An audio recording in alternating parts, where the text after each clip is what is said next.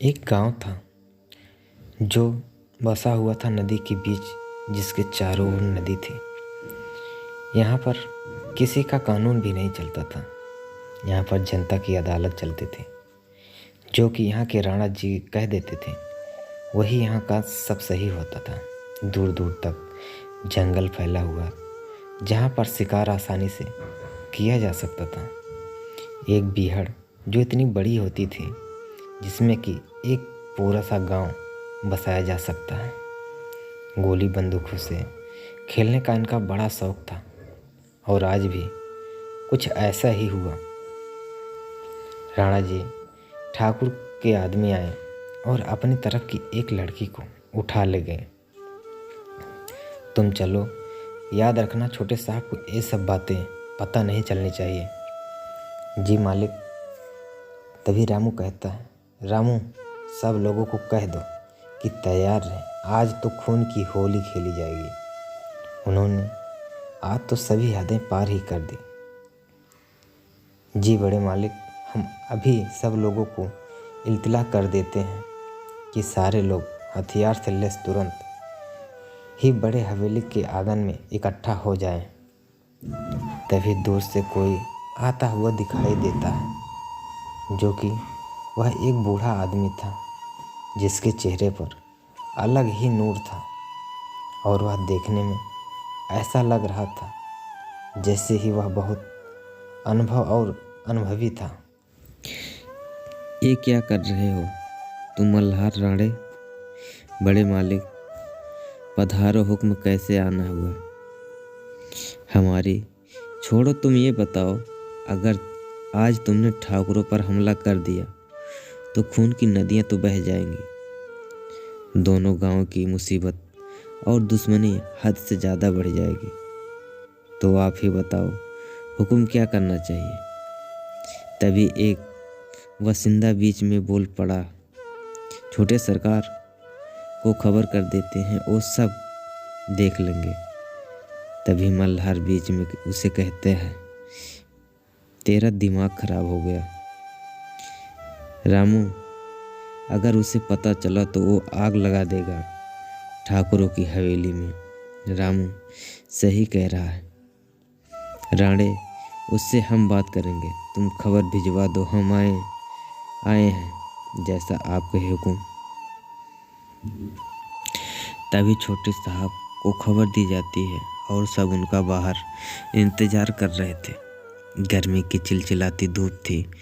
तभी दूर एक जिप्सी गाड़ी आती हुई दिखाई देती है और वो बाहर की खबर आती है कि छोटे मालिक गांव में आ गए हैं।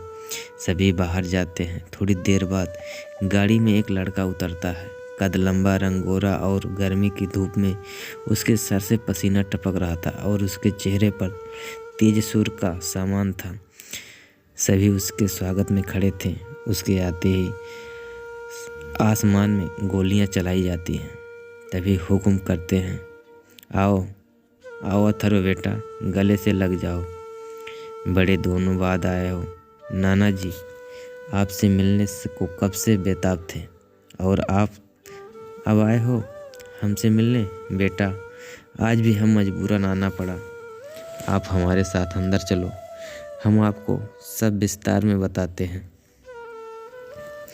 जैसे ही सब अंदर जाते हैं, मल्हार राणे बीच आंगन में बैठे हुए थे और बेटे को आता देखकर खड़े हो जाते हैं और उसे गले से ही लगा लेते हैं। कैसे हो बेटा? आप हम ठीक हैं। आप इतने परेशान क्यों लग रहे हो बाबू? क्या हुआ? बेटा भदोरी गांव के ठाकुर हमारे गांव की लड़की को उठा ले गए हैं।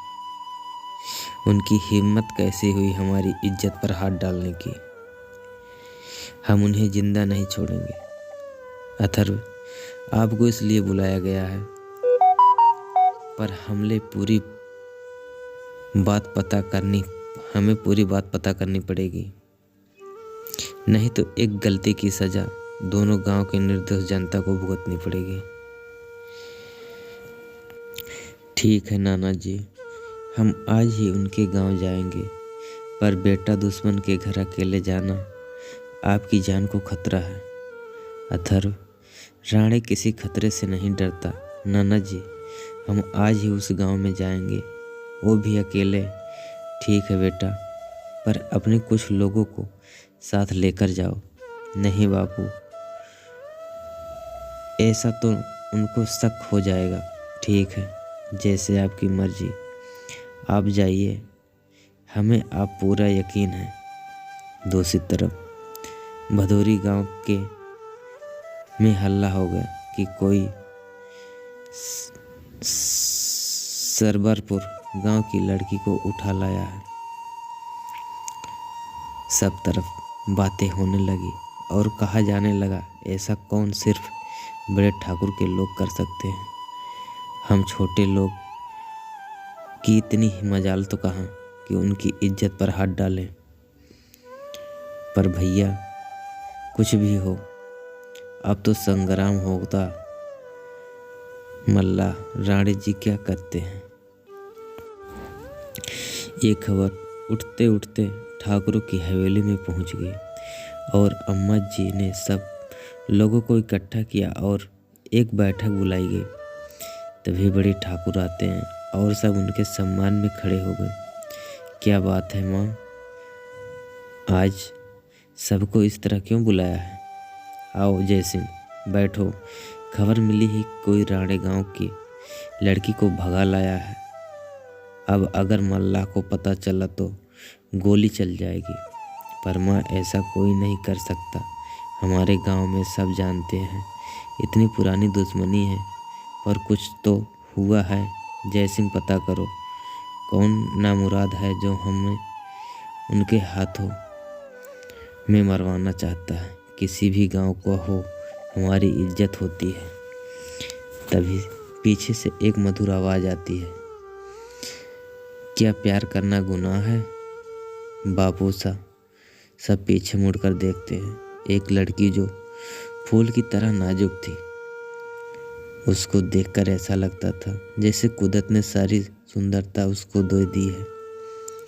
लंबे बाल और लहंगा पहना हुआ, हाथ में चूड़ियां हैं, देखने में बहुत सुंदर। तभी अम्मा जी बोलती हैं, अनामिका, तुम यहाँ क्या कर रही हो?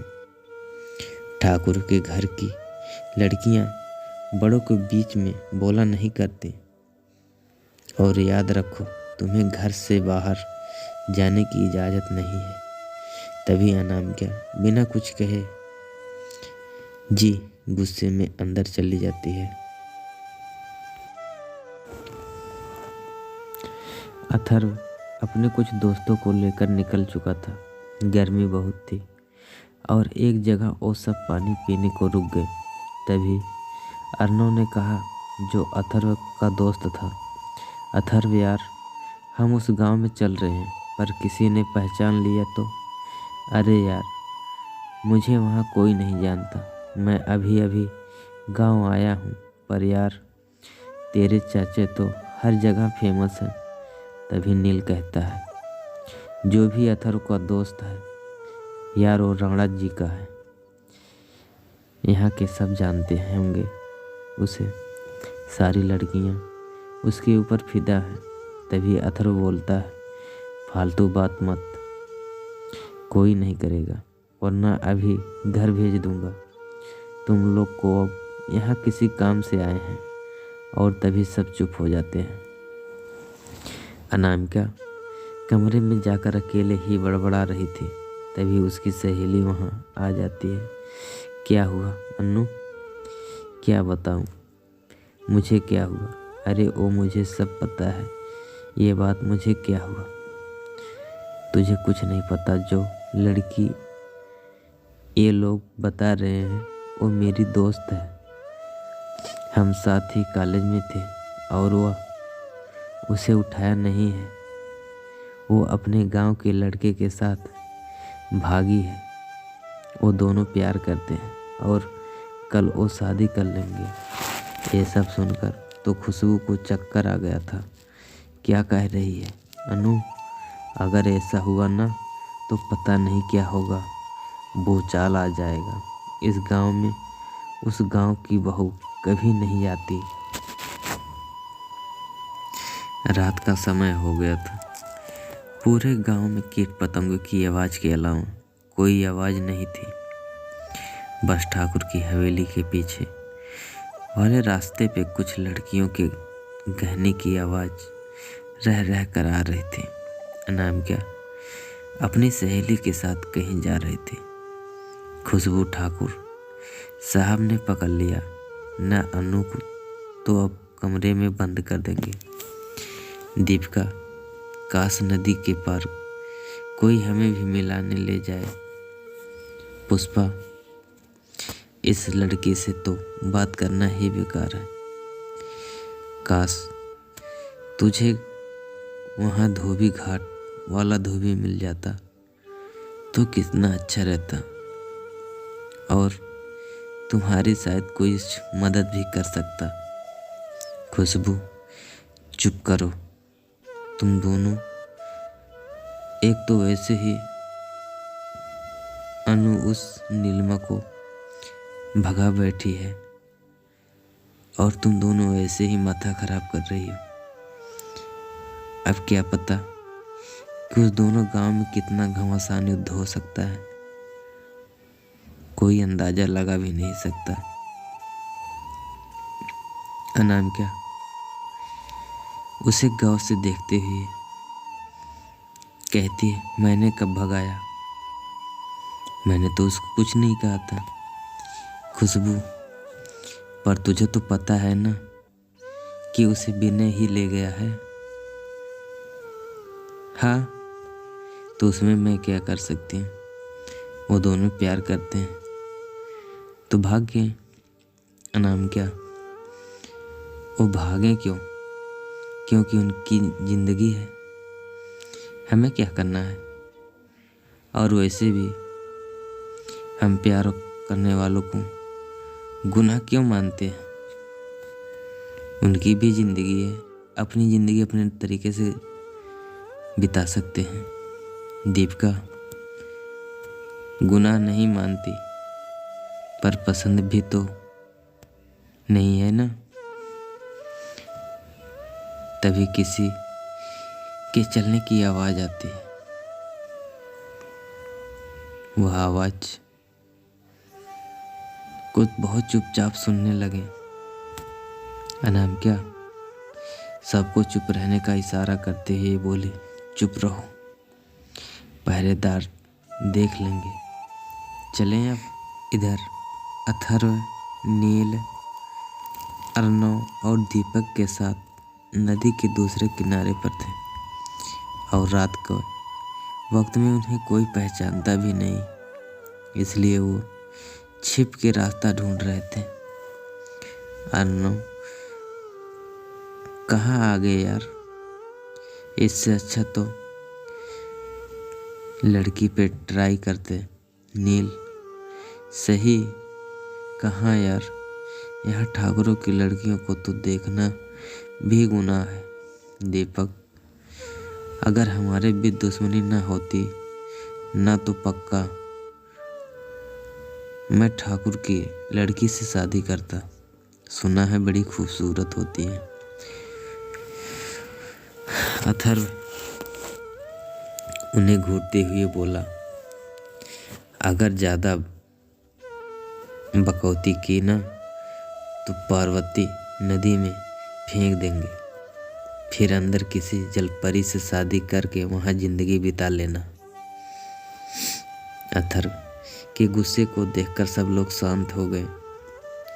अथर्व को ना कोई पसंद थी, न उसे इन सब से मतलब था। वो अपना काम करने आया तो और उसे अंजाम दे के ही जाना चाहिए था। इधर अनामिका और उसकी दोस्त नदी के किनारे आई हैं और वहाँ पे रखी नाव में बैठ के पार्वती नदी के बीच बने बड़े से बगीचे में, जिसमें बरगद के पेड़ भी था, वहाँ आ गई थी। अब चारों वहाँ बैठ के गप्पे लड़ाने लगी और अनामिका शांत थी। पहली बार दीपक को अनामिका दिखी जो उनकी तरफ पीठ किए खड़ी थी। भारी लहंगा जो काफी दूर में फैला था, नागिन जैसे घुघराले बाल जो अभी पीठ पेरुल पे झूल रहे थे, और चांद की रोशनी में उसका बदन किसी राजकुमारी से कम नहीं था। दीपक हल्के से चिल्ला पड़ा, ये तो चुड़ैल है भाई। सुना है पहले सुंदर बनती हैं, फिर खा जाती हैं। अर्नो भी डर के दीपक के चिपक गया, पर नील और अथर्व को कोई फर्क नहीं पड़ा। उन्हें पता था कि रात में ठाकुरों की लड़कियां यहाँ आती हैं।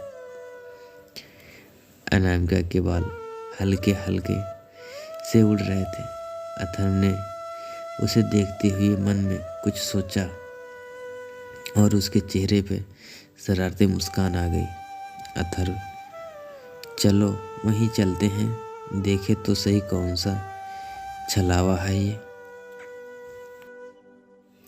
वो चारों भी अब उसी जगह आ गए।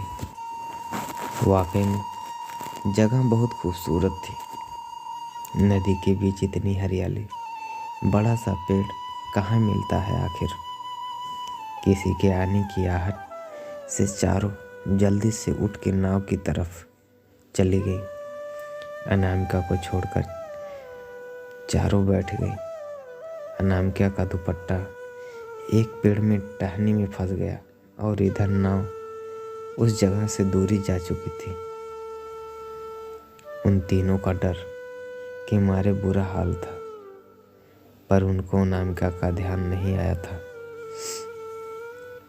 इधर अनामिका ने दुपट्टा निकाला, पर तब तक नाव जा चुकी थी और वो आवाज भी लगा सकती थी। अथर्व ने उन तीनों को वहीं रुकने को कहा और खुद बरगद के पेड़ के नीचे की तरफ बढ़ा। किसी के आने की आहट सुनकर अनामिका ने पहले अपना चेहरा कपड़ों से ढका, फिर कमर में लगा खंजर निकाला। अब दोनों ही पेड़ के आसपास घूम रहे थे। इस तरह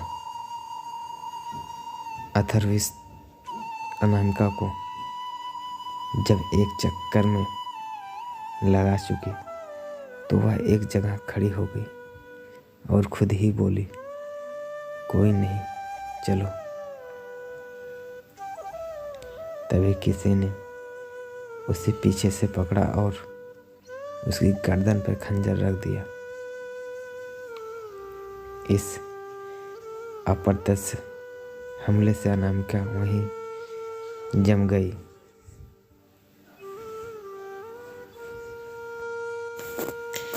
अथर्व का चेहरा उसके कंधे के पास था और एक हाथ अनामिका की कमर पे। अनामिका गुस्सा से बहुत आ रहा था, पर वो कर भी क्या सकती थी। चांद की रोशनी में वो दोनों किसी मूर्ति के जैसे चमक रहे थे। अब अनामिका ने अपने खंजर से उसके कंधे पर वार किया, और वह अथर्व को जैसे कोई फर्क नहीं पड़ा। अनामिका थोड़े से डर के पीछे हट गई। अथर्व ने उसके दोनों हाथों को अपने हाथ में पकड़ लिया और उसे कमर से पकड़ के अपनी तरफ किया। अब बस अनामिका की सुरमई आंखें दिख रही थी, जिनमें खौफ तो बिल्कुल नहीं था, पर रोष जरूर था। अथर्व और अनामिका इतने करीब थे कि हवा भी गुजरने की इजाज़त मांग रहे थे। अब अनामिका को दूर से नाव वापस आती दिखी तो उसने अथर्व के पैर पे मारा, पर उसे फिर भी कोई फर्क नहीं पड़ा। अथर्व सही मायने में एक योद्धा था, जिस पे छोटी मोटी चोटें असर नहीं करते थे। भले ही अनामिका भी हर पैतरे में दक्ष थी, पर उसके कोमल शरीर का अथर्व पे कोई असर नहीं था। अनामिका कसमसाते हुए बोली, आप जो भी हैं हमें जाने दीजिए, वरना। अथर्व उसकी आंखों में झांकते हुए बोला। अनामिका पहली बार किसी से विनती करती है, जाने दीजिए हमें। समझ लीजिए, किसी पर्दे की आज़ादी का सवाल है। अथर्व उसका चेहरा नहीं देख पा रहा था, पर उसकी आंखें से ही सीने में धड़कनें पैदा करने के लिए काफ़ी थी। शायद पहली बार था जब उसने किसी को इतने ठहराव से देखा। अथर्व उसे देखता रहा। जब नाव किनारे पर आ गई तो अनामिका को उसने एक झटके के साथ छोड़ दिया। अनामिका को लगा जैसे वो एक महफूज कैसे छूट गई। उसने अब अथर्व को ध्यान से देखा।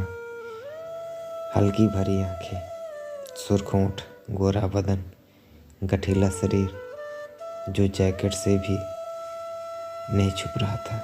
जींस और रजवाड़ी सूट में वो कमाल लग रहा था। कोई और होती तो शायद पिघल ही गई होती। अथर्व, आपको जाना था ना? अनामिका वर्तमान में लौटी और बिना अथर्व को देखे अपने लहंगे को संभालते हुए नाव में बैठ गई।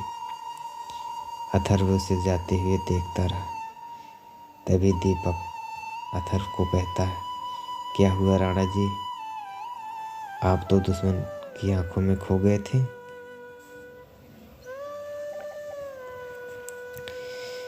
अथर्व बस सोचता रहा, चुपचाप वहाँ पर देखता रहा। अथर्व, चुप करो यार, मैं जिस काम के लिए आए हैं उस पर ध्यान दो।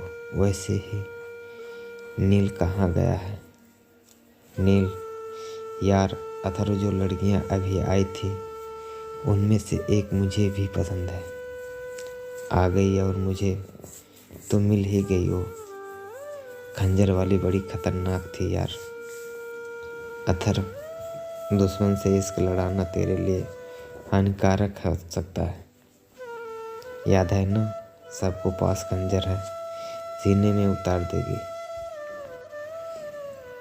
नील, अब डरा क्यों रहा है यार? चलो अब चलते हैं। अथर्व, पर पता कैसे चलेगा जो लड़की गायब हुई है वो कहाँ है? कौन उसे लेकर आया है? क्या हुआ है उसके साथ? अर्नव, ऐसा करते हैं, रात नदी के पास ही गुजारते हैं, कल देखते हैं क्या होता है। अथर्व शायद तो सही कह रहा है। और वह अथर्व वहीं लेट जाता है, पर उसे नींद नहीं आती। उसे उस लड़की का ख्याल बार बार आ रहा था। उसकी आंखें अभी तक उसे याद कर रही थी। ऐसा उसके साथ पहली बार हुआ था। और वो अचानक से उठ गया और बोला, हम आराम नहीं करेंगे, आज रात ही गांव में ठाकुर की हवेली में जाएंगे। नील, पर अभी जाना तो खतरे से खाली नहीं है।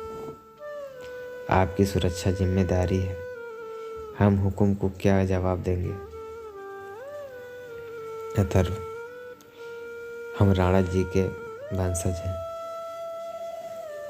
किसी से डरते नहीं। और हमने तो बचपन से ही बंदूकों से खेला है। तुम लोग के पास हथियार है तो है ना? नील, हाँ, राणा जी सब है हमारे पास। अथर्व, यहाँ हमारे नाम से बुलाओ, किसी को पता नहीं चलना मैं कोड़ा हूँ।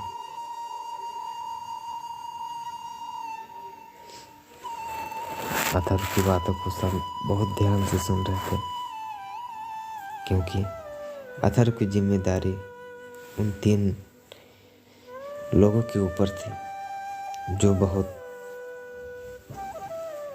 शक्तिपूर्ण था। तभी अर्नव धीरे से कहता है, आज तो आ गए यार, पता नहीं क्या होगा। और एक अथर को देख रहा है। और अगर इतना ही डर लग रहा है तो आया क्यों हमारे साथ, और फिर तुझे ठाकुर की हवेली में जलपरी से मिलवा दूंगा।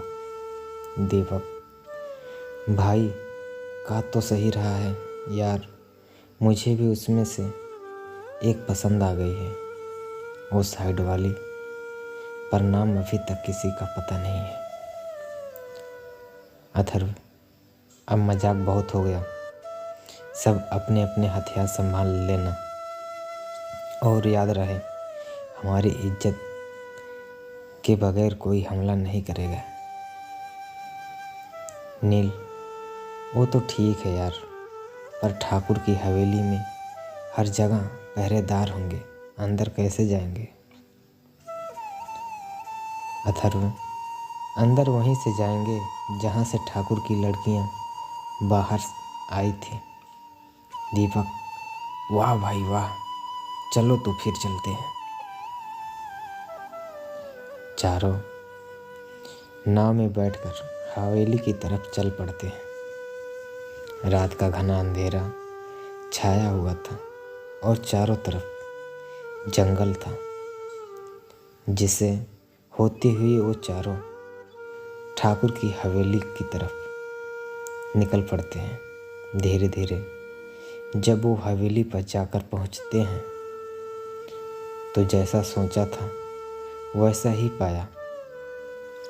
सब और पहरेदार बंदूकों से लैस खड़े हुए थे। दुश्मन को देखते ही गोली मारने का आदेश था जयसिंह ठाकुर का। तभी अथर्व सबको कहता है, अपनी गन निकाल लो, और अगर जान पर आ जाए तो चला भी देना, ये हमारा हुक्म है।